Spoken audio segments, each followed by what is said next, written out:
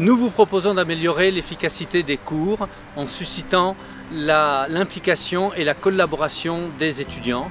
Pour cela, les 15 formations d'ingénieurs de Toulouse Tech se sont regroupées au sein du projet Action pour des cours Toulouse Tech interactifs, formatifs, solidaires. Pas besoin de repenser tout le cours. Nous interpellons les étudiants en posant une question à toute la salle, chaque étudiant devant répondre à l'aide de dispositifs de vote.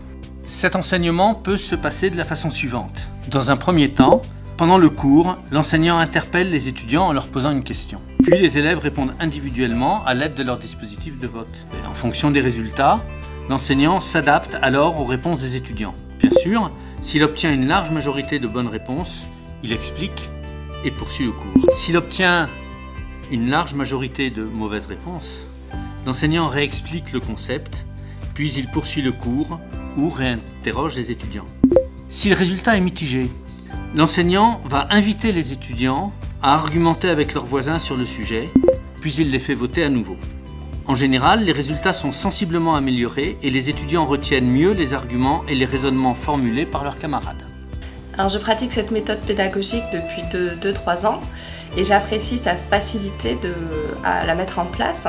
Parce que je n'ai pas modifié la structure de mon cours, mais j'ai pu insérer les questions directement dans mon cours.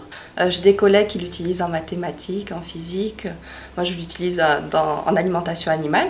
Et j'apprécie aussi la facilité avec laquelle les étudiants vont pouvoir répondre aux questions que je leur pose. On peut l'utiliser en TD, en amphi. Des fois, j'ai 140 étudiants et je vais pouvoir utiliser cette méthode. Ça donne du plaisir à enseigner, on a plus d'interaction avec les étudiants. Et maintenant que j'ai franchi le pas, je vais continuer à pratiquer cette méthode. Pour obtenir plus d'informations sur le dispositif, vous pouvez échanger avec l'équipe porteuse du projet, consulter la documentation associée à cette vidéo, ainsi que la liste des conseillers pédagogiques de votre établissement.